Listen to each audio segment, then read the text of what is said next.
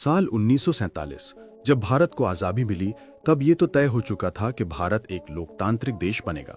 अब यहाँ की जनता को अपनी सरकार चुनने का पूरा अधिकार मिलेगा, मगर इसे लेकर विदेशों में हंसी हो रही थी। ये काम उतना आसान नहीं था, क्योंकि उस वक्त ना तो देश के पास अपना संविधान था और ना ही करोड़ों लोगों के बीच सफल चुनाव करवाने की कोई सटीक प्रक्रिया। वहीं करीब 250 सालों तक अंग्रेजों के जुल्म से झुकी भारत की 85% जनता अनपढ़ थी और लोग ऐसे दुर्गम इलाकों में रहते थे जहां जाने का कोई रास्ता तक मौजूद नहीं था। एक बड़ी समस्या थी महिला मतदाताओं का नाम मतदाता सूची में जोड़ना। उस वक्त बहुत सी महिलाओं को अपना नाम बताने में झिझक थी।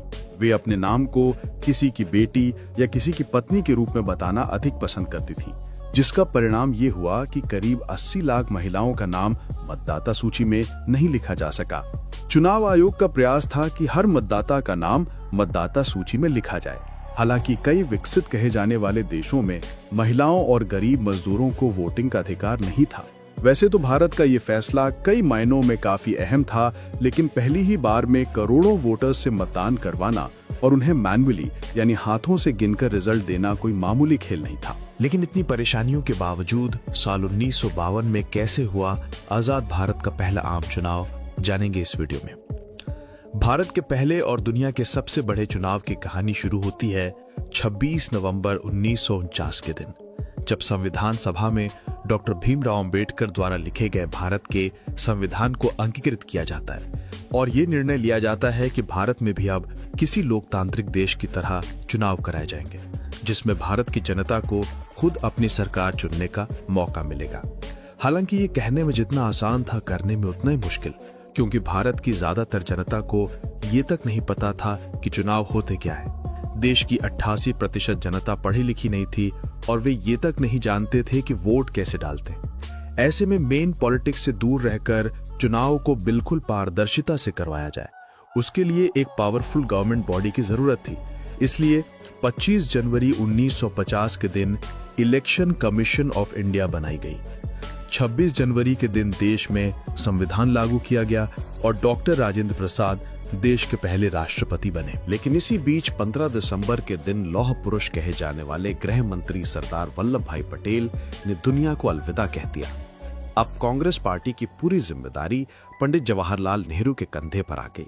कहा जाता है कि भारत की पहली सरकार में पंडित नेहरू की सरदार पटेल और पुरुषोत्तम दास टंडन के साथ काफी बहस होती थी। इसलिए उन्होंने देश के पहले आम चुनाव में कांग्रेस पार्टी के कैंडिडेट्स को खुद चुनना शुरू किया, ताकि उनके पास वे कार्यकर्ता रहे जो उनकी बात माने।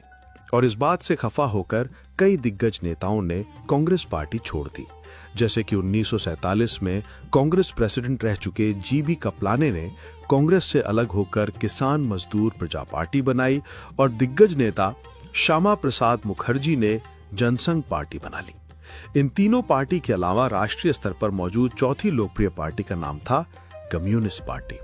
खैर, 3 महीने विचार विमर्श के बाद सरकार ने मार्च 1950 में सुकुमार सेन को देश के पहले मुख्य चुनाव आयुक्त यानी इलेक्शन कमिश्नर के रूप में नियुक्त किया, जिनके नेतृत्व में दुनिया का सबसे बड़ा और सबसे मुश्किल चुनाव होने जा रहा था। कहा जाता है कि उस वक्त डॉक्टर भीमराव अंबेडकर के बाद सुकुमार सेन राजनीति से जुड़े देश के दूसरे सबसे ज्यादा पढ़े लिखे व्यक्ति थे। उन्होंने कोलकाता प्रेसिडेंसी कॉलेज और लंदन यूनिवर्सिटी से अपनी पढ़ाई पूरी की थी और महज 22 साल की उम्र में उन्होंने सिविल सर्विसेज ज्वाइन की थी। 1947 में वे बंगाल के चीफ सेक्रेटरी बने। इसके अलावा उन्होंने मैथ्स और डेटा मैनेजमेंट में मास्टरी भी हासिल की। ऐसे में चुनाव आयोग की कमांड संभालने के लिए उनसे बेहतर कोई व्यक्ति नहीं था। लेकिन गरीबी और असमानता के बीच इतने बड़े देश में सफल चुनाव करवाना बिल्कुल भी आसान नहीं था। इसलिए चुनाव आयोग ने इस प्रक्रिया को अलग अलग चरणों में बांटा और अप्रैल 1950 से चुनाव की तैयारियां शुरू कर दी। वहीं भारत सरकार ने यूनिवर्सल एडल्ट फ्रेंचाइजी के आधार पर आम चुनाव करवाने का फैसला लिया, यानी 21 साल और उससे अधिक उम्र वाले सभी नागरिकों को वोटिंग के अधिकार थे, जबकि तब कई विकसित कहे जाने वाले देशों में महिलाओं और गरीब मजदूरों को वोटिंग का अधिकार नहीं था। वैसे तो भारत का यह फैसला कई मायनों में काफी अहम था, लेकिन पहली ही बार में करोड़ों वोटर्स से मतदान करवाना उनके लिए मैनुअली गिनकर रिजल्ट देना कोई मामूली बात नहीं थी। ऐसे में सुकुमार सेन ने अपनी टीम के साथ मिलकर फैसला किया कि सबसे पहले हम मतदाताओं की लिस्ट बनाएंगे, जिसके लिए कुल 16,500 लोगों को मतदाता सूची बनाने के लिए 6 महीने के कॉन्ट्रैक्ट पर रखा गया। ये लोग घर घर जाकर वोटर्स से कुछ डिटेल्स लेते थे, जैसे कि नाम, उम्र, पता और जेंडर इत्यादि, और मतदाताओं के नाम वोटिंग लिस्ट में जोड़ते थे। लेकिन उनके सामने सबसे बड़ी समस्या थी महिला मतदाताओं का नाम मतदाता सूची में जोड़ना। उस वक्त बहुत सी महिलाओं को अपना नाम बताने में झिझक थी। वे अपने आप को किसी की बेटी या किसी की पत्नी के नाम से बताना अधिक पसंद करती थी। चुनाव आयोग का प्रयास था कि हर मतदाता का नाम मतदाता सूची में लिखा जाए, लेकिन फिर भी कई महिलाओं ने अपने नाम नहीं बताए। इसका परिणाम ये हुआ कि करीब 80 लाख महिलाओं का नाम मतदाता सूची में नहीं लिखा जा सका। मतदाता सूची बनाने के बाद अगला चरण था मतदान केंद्र बनाना, जिसे लेकर रामचंद्र गुहा अपनी किताब इंडिया आफ्टर गांधी में लिखते हैं कि पूरे भारत में कुल 2,24,000 मतदान केंद्र बनाए गए थे। इसके अलावा लोहे की 20 लाख मतपेटियां बनाई गई थीं, जिसके लिए लगभग 8200 टन स्टील का इस्तेमाल किया गया था, और करीब 62 करोड़ मतपत्र छापे गए थे। भारत के कुछ इलाके ऐसे भी थे जहां मतपेटियां पहुंचाना काफी मुश्किल था। ऐसे में कुछ दुर्गम पहाड़ी इलाकों में मतपेटियां पहुंचाने के लिए खासतौर से पुलों का निर्माण किया जाना था, जबकि हिंद महासागर के कुछ महाद्वीपों में मतदाता सूची पहुंचाने के लिए नौसैनिक पोतों का इस्तेमाल किया गया। यहाँ एक और समस्या ये थी कि भारतीय जनता का बड़ा हिस्सा अनपढ़ था और मतदान करते वक्त उनके लिए अपने इलाके के चुनावी उम्मीदवार के नाम पढ़ना नामुमकिन था। इसलिए इलेक्शन कमीशन ने चुनाव में भाग लेने वाली हर पार्टी से उनका अलग अलग चुनाव चिन्ह चुनने के लिए कहा, ताकि उस चिन्ह को देखकर मतदाता अपनी पसंदीदा पार्टी के उम्मीदवारों को वोट दे पाएं। वहीं पिछले 250 सालों से गुलामी की बेड़ियों में बंधे भारत का ये आजादी का पहला चुनाव था। ऐसे में सभी मतदाताओं का यही सवाल था कि आखिर वोटिंग कैसे करते हैं। इसके लिए चुनाव आयोग ने इलेक्शन प्रोसेस पर कई एड्स बनाए, जिन्हें 3000 सिनेमा घरों में चलाया गया। साथ ही रेडियो पर भी मतदाताओं को चुनाव के बारे में समझाया जाता था और देश भर में चुनाव को लाखों पोस्टर्स लगाकर समझाया गया। इसी तरह अगले 2 सालों तक भारत की जनता तक चुनाव से जुड़ी हर जरूरी जानकारी पहुंचाई गई, और अब जनता अपनी सरकार चुनने के लिए तैयार थी। जहां एक तरफ इलेक्शन कमीशन ऑफ इंडिया चुनाव की तैयारियों में लगी थी, वहीं दूसरी तरफ सभी पॉलिटिकल पार्टीज अपने प्रचार में लग चुकी थीं। हर तरफ सभाएं आयोजित की जा रही थीं, रैलियां निकाली जा रही थीं और भाषण किए जा रहे थे। इसी तरह समग्र भारत में इतना रोमांचक माहौल बन गया कि पहली बार चुनाव देख रही जनता के लिए ये किसी त्योहार से कम नहीं था। उस वक्त 14 राष्ट्रीय पार्टियों ने और 40 क्षेत्रीय पार्टियों ने चुनाव में हिस्सा लिया, जिसमें से कांग्रेस, सोशलिस्ट पार्टी, भारतीय जनसंघ और कम्युनिस्ट पार्टी चुनाव में भाग लेने वाली सबसे दिग्गज पार्टियां थीं।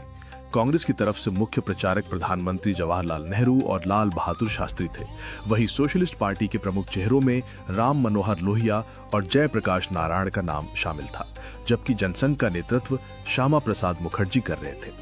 1 अक्टूबर 1952 के दिन पंडित नेहरू का पहला चुनाव प्रचार अभियान शुरू हुआ और अगले 9 महीनों में जवाहरलाल नेहरू ने देश के कोने कोने में चुनाव प्रचार किया, जिसमें उन्होंने 25,000 मील की दूरी तय की, जिसमें से 18,000 मील का सफर हवाई रास्ते से, 5,100 मील का कारों से, 1600 मील रेल से और यहां तक कि 90 मील रास्ता उन्होंने नाव में बैठकर भी तय किया। नेहरू का पहला चुनावी भाषण पंजाब के लुधियाना में हुआ था। इसमें उन्होंने सांप्रदायिक दलों पर हमला बोलते हुए कहा कि वे लोग हिंदू, सिख और संस्कृति के नाम पर सांप्रदायिकता को बढ़ावा दे रहे हैं, जैसा कि एक जमाने में मुस्लिम लीग ने किया था। दिल्ली में दिए हुए दूसरे भाषण में उन्होंने घोषणा की कि अगर कोई शख्स धर्म के नाम पर किसी दूसरे शख्स पर हाथ उठाता है तो उससे वो अपनी आखिरी सांस तक लड़ेंगे। वहीं अंबाला में उन्होंने महिलाओं से अपील की कि वे पर्दे की प्रथा को छोड़कर देश के निर्माण में आगे आएं। इसी तरह चुनाव प्रचार के दौरान नेहरू ने करीब 2 करोड़ लोगों को सीधे संबोधित किया और करीब इतने ही लोग उनके सिर्फ एक झलक के लिए सड़कों के दोनों ओर खड़े थे। बता दें कि उस समय कांग्रेस के टिकट के लिए बहुत मारामारी थी, क्योंकि लोगों का मानना था कि इस टिकट पर एक बिजली का खंभा भी चुनाव जीत जाएगा। यूं को सभी पार्टियां जनसभाएं कर चुनाव प्रचार कर रही थीं, लेकिन कम्युनिस्ट पार्टी अकेली पार्टी थी जिसे रेडियो पर प्रचार करने का मौका मिला। वो भी आकाशवाणी पर नहीं बल्कि रेडियो मॉस्को पर। खैर, दिल्ली में इलेक्शन कमीशन ने चुनाव करवाने के लिए करीब 56,000 लोगों को प्रिजाइडिंग ऑफिसर के तौर पर चुना, जबकि उनकी मदद के लिए 2,28,000 सहायकों और 2,24,000 पुलिसकर्मियों को तैनात किया गया। वोटिंग की प्रक्रिया काफी सिंपल थी। हर मतदान केंद्र पर मतपेटियां रखी थीं। हर पेटी पर अलग अलग चुनाव चिन्ह हुआ करता था और मतदाताओं को उनमें अपना मत डालना होता था। लेकिन यहाँ ये भी जरूरी था कि कोई मतदाता 2 बार वोट ना डाल दे। इसलिए भारतीय वैज्ञानिकों ने ऐसी स्याही बनाई जो मतदाताओं की उंगली पर 1 सप्ताह तक बनी रहती थी। साथियों, आपको बता दें कि पहले चुनाव के 72 सालों बाद आज भी चुनाव में उसी स्याही का इस्तेमाल किया जाता है। इस तरह आजाद भारत में करीब 1.5 साल तक चुनाव की तैयारियां चली और 1952 के आम चुनाव का सबसे पहला वोट 25 अक्टूबर 1951 के दिन हिमाचल प्रदेश की चीनी तहसील में डाला गया, जिसके बाद देश के हर दूसरे भाग में जनवरी और फरवरी 1952 में मतदान करवाया गया, जिसमें मतदाताओं ने बढ़ चढ़कर हिस्सा लिया। साथियों, ये कोई छोटी बात नहीं थी। पूरे देश में व्यापक अशिक्षा के बावजूद करीब 45.7% मतदाताओं ने अपने मताधिकार का इस्तेमाल किया। 68 चरणों में कुल 1,73,22,343 वोट हुए और प्रत्येक मतदाता पर केवल 60 पैसे का खर्च आया। इस तरह देश के पहले इलेक्शन में कुल मिलाकर करीब 4500 सीटों के लिए चुनाव हुआ था, जिसमें 499 सीटें लोकसभा की थी। इस तरह ब्रिटेन, अमेरिका और चीन जैसे देश ये जो आस लगाए बैठे थे कि भारत में पहला चुनाव असफल होगा और भारत का लोकतंत्र टूटकर बिखर जाएगा, उनकी उम्मीदों पर पानी फिर गया और मजबूत हिंदुस्तानियों ने अपने पहले चुनाव को सफलतापूर्वक अपने अंजाम तक पहुंचाया। अब बारी थी रिजल्ट्स की, तो पंडित नेहरू की अगुवाई में चल रही कांग्रेस पार्टी ने लोकसभा की 499 सीटों में से 364 सीटों पर जीत हासिल कर भारी बहुमत से अपनी सरकार बनाई, जबकि राज्यों की विधानसभा की कुल 3,280 सीटों में से 2,247 सीटों पर भी कांग्रेस ने जीत हासिल की। वहीं कम्युनिस्ट पार्टी को लोकसभा चुनाव में कुल 16 सीटों पर जीत मिली, जिसमें से 8 सीटें मद्रास की थीं, जबकि भारतीय जनसंघ ने 49 सीटों पर चुनाव लड़ा, जिसमें से उन्हें सिर्फ 3 सीटों पर विजय प्राप्त हुई, जिसमें से 1 सीट अध्यक्ष श्यामा प्रसाद मुखर्जी की थी, जिन्होंने कलकत्ता दक्षिण में भारी बहुमत से जीत हासिल की थी। वहीं किसान मजदूर प्रजा पार्टी ने 144 सीटों पर चुनाव लड़ा और उनके सिर्फ 9 उम्मीदवार ही जीत का आनंद उठा पाए।